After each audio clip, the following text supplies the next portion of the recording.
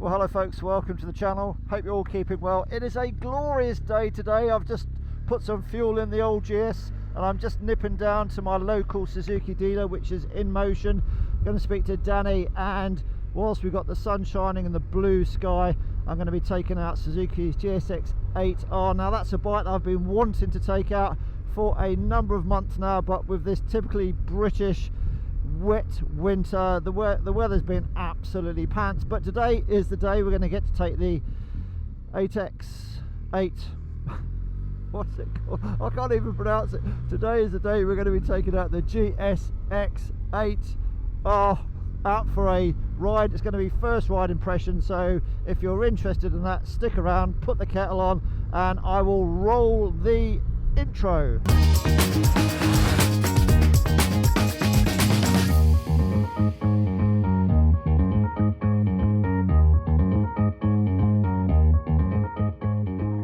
So here we are then at my local Suzuki dealership, Inmotion, and we're going to speak to Danny and take the GSX-8R out for a little demo ride. So let's go and get the bike. Open sesame, and there she is, Suzuki GSX-8R. So let's go and take her out. So Suzuki's 8R, the full name is a little bit of a mouthful. So I've already been into the showroom and I rode the naked version, the 8S, last year, and that was one of the nicest bikes I rode in 2023. So I was really keen to try the 8R. The bars are slightly further forward, as it is the let's call it the racing version, slightly further forward. So you got your racing stance, and the mirrors are actually mounted on the front of the fairing rather than on the bars as they are on the street version. So there we go, nice 5-inch TFT, and we've got the lovely parallel twin 270-degree crank engine. So let's fire it up. Oh yes, nice. So let's go and do a little bit of town riding. Nice and smooth into first gear. So right away I can feel that the riding position is certainly further forward than the 8S. We're going to have 8S and 8R. It's all going to be really confusing. But you try saying GSX-8S and GSX-8R. Dear me. It's alright mate, filter and turn after you. Clutch wise, nice clutch actually. And riding position, straight away, yeah, nice position on the knees and the feet on the pegs. Yeah, not too cramped, and those mirrors are pretty good actually.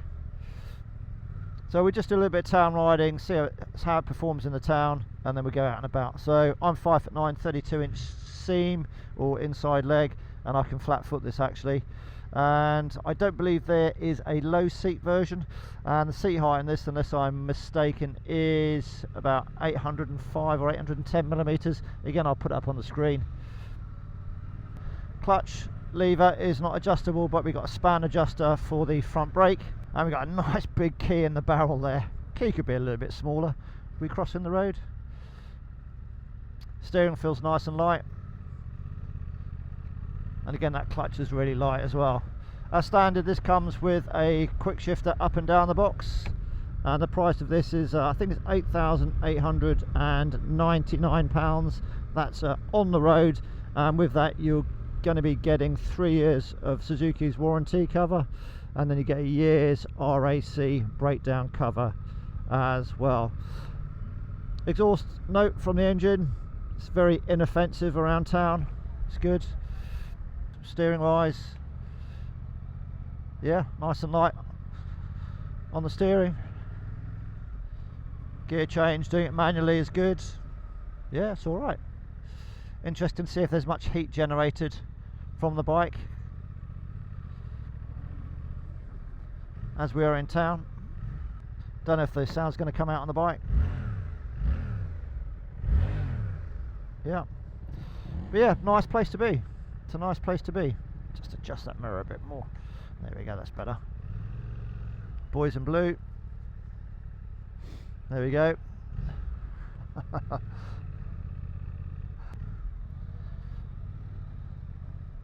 So around town then, it does feel very light, very manoeuvrable. Yeah, very nice. Yeah, very nice, and it feels really slim as well. Really slim. Yeah, very slim. Yeah, no problems around town at all. This would be a really good commuter bike as well, I think. Very easy to manoeuvre. The only thing is those mirrors are they seem quite wide actually, so yeah, that might be a potential issue if you want to go down the sides of stationary traffic. You'll have to be a little bit careful, but maybe you can bring them in a little bit and adjust accordingly. But yeah, nice slim machine. Yeah, it's good. So low down torque then from this engine as we head out of town. Second gear, quick shifter, third gear. I think the secret for this quick shifter is to almost sort of preload it, put a little bit put your foot there and then move it up. Some people have said the quick shifter is not particularly brilliant, but yeah, I don't have any problems with it at all. Torque wise then, slow moving, yeah, second gear. It's got loads of oomph, loads of oomph. I think it's got as much oomph as you're ever going to need actually, if you're being brutally honest with yourself. Real world riding, yeah, I think this is going to be, all these middleweight bikes now, it's going to be all you need, isn't it? But the view's not bad today, is it? It's pretty good. I think what we'll do is we'll just park up somewhere, have a quick look at the bike, run through a few specs, and then get out of town. Although the view is very nice actually, get out of town, try and stretch the legs of the bike a little bit, get the tyres warm, find a few twisties, have a little bit of fun on it. And I think this bike is going to be all about having fun, but it's going to be a practical bike. And I think you could do a lot of things on it. You know, you could go touring on it, yeah, commuting and all that kind of stuff. So I think it's going to be a good machine. There we go, after you, madam. Yeah, very nice slow speed control. Dab on the back brake there. Yeah, it's all good. Yeah. Right, I think what we'll do is we're just going to pull over here and just run through a few of the specifications of the bike. I think she's a good looking machine actually. She really is a good looking bike. What does it sound like? Let's have a little bit of a listen. Not sure if this will pick it up.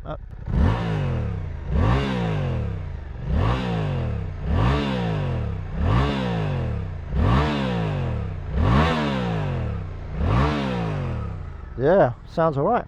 Right, let's look at the specs. First off folks, the build quality is very good and it is a nice looking bike.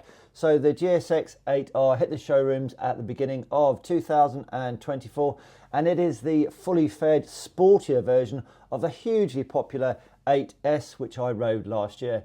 The main difference between this bike and the 8S is that this bike is fully fed, it's got uprated show suspension and separate forged aluminium handlebars. And here's a list if you want to hit the pause button just to compare the differences between the two bikes. Specifications wise, the main points are the bike has a curb weight of 205 kilograms, seat height is 810 millimeters, fuel tank is 14 litres, should give you a range of about 205 miles at 67 miles per gallon before you have to push it. Top speed of this bike is 133 miles per hour or thereabouts, and the 8S will top out at about 130 miles an hour. You can get an A2 restrictor kit for these bikes, and the R will top out at 108 miles an hour with the S topping out at 105 miles an hour. The frame is made of tubular steel with a bolt-on rear subframe. You get an aluminium swinging arm, and supporting the bike is a pair of cast aluminium 17-inch wheels wearing Dunlop's Road Sport Radial 2 tyres. The suspension has been upgraded to give a more sporty ride. So the 8S's suspension was from KYB, and the suspension on this bike is courtesy of Showa. So on the front it's wearing Showa's SFFBP's unit. It's non-adjustable and that stands for separate function fork big piston. Absolutely no idea what that means. And on the back we have Showa's unit which is adjustable for preload only. But having said all of that, although there is a lack of adjustment, the suspension unit does work really well. Braking is courtesy of Nissan's radial mounted calipers on the front, and on the rear we have a single Nissan caliper. Instrumentation is very clear, courtesy of a rather nice 5-inch TFT screen, giving you all the information you need at a glance, including traction control, engine mode selector, quick shifter and gear selector indication. The bottom of the display has a small information bar giving you other information which you can scroll through. Handlebar switches are simple and easy to use. And all the lights on the bike are LED. That leads us nicely on to the electronics that the 8R has. So Suzuki use lots of acronyms, and the acronym that covers all the electronics with one big umbrella phraseology is SIRS, which stands for Suzuki's Intelligent Ride System. So let's have a little closer look at the electronics on the bike. So you get 3 riding modes. So you have active, basic and comfort, and you get 3 levels of traction control, 1, 2 and 3, and you can also switch the traction control off. You get ABS, but I don't believe that you can switch the ABS off. You also get a bi-directional quick shifter. Suzuki's have a system called quick start, so all you need to do is press the start button for the engine. You can release your finger, you don't have to hold it there, and with a single quick push of the start button, the engine will spring into life. You also get Suzuki's low RPM assist, so basically as you let the clutch out from stationary, it just monitors what the engine's doing, and if need be, it will increase the engine speed just to avoid you stalling the bike. And that basically is the electronics package in a nutshell. The bike comes in 3 flavors: silver, blue and black. And finally, folks, we come to the start of the show, the 776cc parallel twin engine. It produces 80 horsepower at 8,500 RPM with a class leading 78 Newton meters of torque. The engine is very smooth, all thanks to the unique twin balancers positioned at 90 degrees to the crankshaft. And assisting the engine to put the power down onto the road through the 6-speed gearbox is a slipper clutch. Folks, the engine is an absolute gem with a very pleasant rumble, and it has a little bit of character too. Well, that's it, folks. I think we'll jump back on the bike and carry on. Instrumentation is very good, actually. It's fairly basic. It's not going to take you long to work it out. Basically, you have a mode button, press it once and it just scrolls between traction control and the riding mode for the engine management system. So traction control and then just a rocker switch up and down. You can either switch it off, TC light comes on so you can pop a few wheelies and whatever, and away you go. So traction is off at the moment. Let's just put it back to level 1, and then as I'm riding along we can go.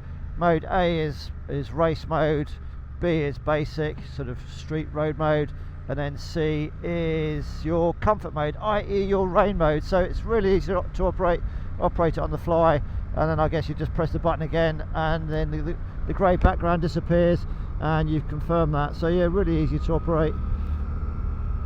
I might have to get some fuel because the fuel warning logo thing is flashing at me, so yeah, I might have to go and get some fuel. Would I go for this one or the naked one? I don't know, actually. I don't know. I think I might prefer the slightly more upright position of the naked bike, but yeah, I'm a little bit older, I guess. I've done all my riding days on the track and everything. Right. But yeah, this is a nice machine. Nice machine. Nice firm, supportive seat. And apparently the edges of the seat are rounded so that you can makes it easier for you to touch terra firma. So if you're slightly vertically challenged, you shouldn't have too much of a problem. But yeah, 5'9", and I can flat foot it no problem at all. 3rd gear. Yeah, it's nice. And I'm in let's get out of mode C. I don't want mode C. What's all that about? Let's put it into A for active mode. There we go. Oh, that's better. That's much better. What am I mucking around in mode C for? Don't need mode C. Yeah, so I'm going to put some fuel in the bike anyway, and then we'll take it out for a bit more of a ride on this glorious day. What I have noticed, there's a real big difference between the riding modes, so mode C, rain mode, and mode A, active or race mode. Yeah, there is a big difference in the throttle response. So let's stop the ride and put some fuel in it. Feel like I'm 21 again. No electronic fancy fuel cap unlock things, no electronic switchy kind of things for the ignition. It's just a good old key. Voila. So we've now got some fuel in the old beast. That fuel warning light is now gone. So competition wise, let's talk about the competition then. So the middleweight market is a really hot market, folks. I'm just glad I'm not out in the market looking to buy one of these kind of bikes. So offerings wise from the other manufacturers, well, Triumph with their new Daytona, that's looks like it's a pretty good bike. Then you've got Yamaha's R7, that's been out for a little while now. And what else you've got then? You've got Aprilia's RS660, which is, I think, is the most expensive bike out of the crop, really, isn't it? So there's a lot of bikes out there. Any other bikes we can think of? I think that's it, really, isn't it? Yamaha, Triumph, and Aprilia. And is there anybody else? Oh yeah, Honda, actually, isn't it? Honda's CB650 as well. So there's twin cylinders, 4 cylinders. Yeah, I think you've just got to. You're going to have to go out to your local dealer and just get on the bike and see if it fits you and see whether you get on with it, because all these bikes, they're not banging out massive amounts of horsepower, but don't be fooled by thinking something less than 100 horsepower is lacking. These bikes are bloody brilliant. They really are good. You know, this is now in active mode, or I don't know why they just don't call it race mode, but it's off the throttle. It really, you know, really does want to go. It really does want to go. And all these middleweight bikes, not that I've ridden many, I'd like to ride a few more in the next coming months, where as we go from spring into summer. Yeah, all these middleweight bikes, they've got plenty of pep. You know, they're all Euro 5 compliant, and like Suzuki, they slot this twin cylinder parallel twin into other bikes, the 800DE and then the naked version of this, and they've all got so much, you know, third gear off the bottom end. Yeah, it just wants to go, you know, really is very impressive. Oh, a nice countryside shot, but for commuting and overtaking, yeah, it's got enough. It really has. Every time I go out, this happens to me, every time. So let's pop it in third gear. Let's get the view and then get the overtake, hopefully. Not with that, I won't. Not at all. But slow speed handling, really nice and neutral on the bars, very good, and the brakes are excellent, no issues there at all. Right, there we go, got the view. Quick shifter, yeah, quick shifter going up the box, really nice. Down the box, a little bit, yeah, bit clunkier down the box, but yeah, brakes are good, tip it in, really nice. It's got plenty of go in it. Yeah, nice handling bike, you know, really quite flickable. With that 205 kilos, it's a good bike. It's, yeah, it's a good bike. What else can I say? It's a good bike. Fourth gear. Well, let's go up the hill here. Fourth gear. Let's go fairly slow and then see what it's like pulling from low down, and that's 2000 revs. Woof. And there we go. Yeah. Let's try sixth gear in top, then up the hill. Is it gonna give up? Yeah, it doesn't like that, but that's sixth gear up a hill in 2000 revs. Fifth gear, yeah, happy with that. So lots of low down pull, so it depends what you want. These parallel twins are amazing bits of kit. The engine, for practical world, real use on the road, I don't think you can beat these. Low down, and it just pulls. Okay, they might run out of steam a bit higher up, but you're not going to be flat out all the time. You've really got to ask yourself, what do I want from a practical point of view? Very impressive. It's good. What more do you want from a bike? You can touch the ground, it goes well, looks good, slow speed is good. Yeah, what more do you want? It's comfortable, it's fun to be on, practical. Well, talking about practicality, then let's talk about practicality, shall we? Screen wise, that screen is not adjustable, but you can get from their aftermarket catalogue, accessory wise, you can get a tinted screen which is a little bit taller. And then if you want to go touring for the weekend or whatever, you can get some soft luggage, which I think it's SW Motec possibly, but don't quote me on that. Yeah, from the accessory catalogue. So you can get the tank bag, the soft luggage on the back here. You can't get a lower or higher seat, but you can get a different kind of seat. So you can do a lot with it to make it an even more practical bike. But handling wise, it's just so nice. It really is. Easy to tip in, it's comfortable. Oh, German Shepherd, nice dog. Even though with that low screen, I've not noticed too much in the way of wind blast. Bearing in mind I've got an adventure helmet on, sorry about that, I've got the adventure helmet on. We haven't got a USB port. I think there's a space here for that, I believe. That's an optional extra if you want to get that, which I'd say we all do.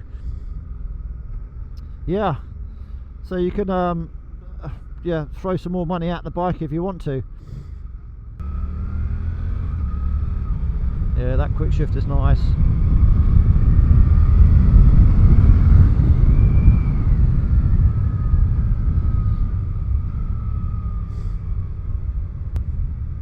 Okay, when you open the throttle, you know, give it the full beans, then yeah, you do note that it's a middleweight bike, because it you know, it's not. Used to ride 1000cc sports bikes and track day them and stuff, but you know, the bike is what it is. It's got enough go in the engine to, you know, give you a grin factor, shall we say, but it's not clearly it hasn't got the out and out power of the litre bike. It is what it is, but it's all these bikes are just so practical, especially these twin cylinders, parallel twin. It's really good, and it's just so easy to ride. Suspension wise, do you know what, I've not even noticed anything about the suspension, whether it's too hard, too soft. You can't change it other than the preload on the rear, but yeah, what can I say, I haven't really thought about it. So they must have, for my 13 stone 85 kilo kind of weight, they've nailed it.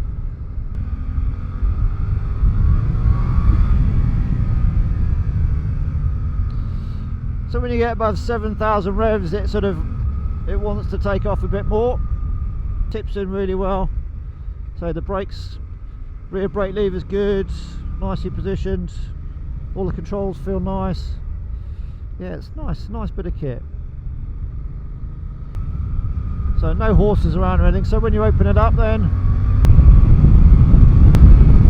yeah, certainly goes all right. Goes all right. Motorways in the UK, 70 miles an hour. That's going to be running about just under 5,000 RPM, so not too stressful on the engine. And that red line's maximum power there. Red line, that looks like 9,750 revs there. So yeah, on the motorway, touring shouldn't be a problem. And buffeting from the screen at 70 miles an hour, maybe a little bit of buffet, but I don't think it'd cause you too much inconvenience. So yeah, you can always get the bigger screen if that's your thing. It's a nice all-round package, folks. So I'm going to sort of sum up at the moment then. The only thing that is lacking, shall we say, there is no cruise control. It's not even an option, which I think on all these bikes is such a shame. I do like the old cruise control, even if it was 200 quid. I think Suzuki are missing out on there. I think all these bikes, they should have the option for cruise control and heated grips as well. Today the temperature is, I think it's about 12 degrees centigrade. There is an option for heated grips for this, but I think in the UK this day and age they should really think about having these as standard fit. I know at the moment Suzuki are doing a deal that if you get, I think it's this bike as well, I'll put something up here if I've got it wrong, they will give you complimentary free Suzuki heated grips. It should really be included in the bike. So I'd like to see cruise control as an option, and also heated grips as standard. But yeah, who am I? I am just a mere mortal. Well, that's it, folks. I think we've covered everything there. I'm going to leave the decision up to you if you're in the market for a middleweight motorbike. There's so much choice out there. The choices that we've already said, there may be others, but they're the ones on the top of my head. You're going to have to go out and ride all of them. Do you want the fully fed version? Do you want the naked version?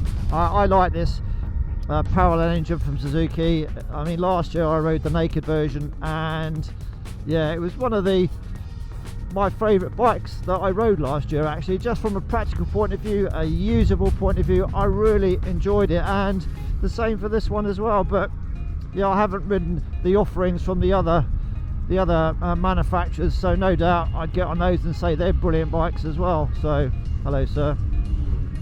So you just got to go out and ride them. If I was going to put my cash down on this one or the naked version, I would more than likely, and it's only me, and nothing wrong with this bike, it's only me, I would go for the naked version, just because the bars are slightly higher up towards me, so I'm not in that sort of crouched position. But this crouched position isn't a painful, uncomfortable position, it's fine. But this bike, it's a jack of all trades. You can commute on it, just watch the wing mirrors as you go down the line of cars.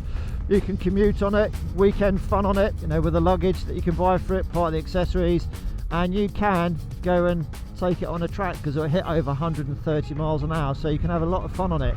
So that's it guys, I hope you enjoyed the initial ride review of the Suzuki GSX-8R. Yes, I said it without making a mess of the name. Yeah, good bike, it's got plenty of go in it. I like it. Get down to your local dealer, take one out for a ride, and I've just got to say a big thank you for Danny for allowing me to test ride the bike. Finally I was able to take it out on a dry sunny day. That's all from me folks. I haven't got the decision to make which middleweight bike I'm going to get, but all the reviews I've read of this bike have been excellent. I don't think I've read a bad review. It's a cracking bike, so ride safe, see you again soon, and take care for now. Bye.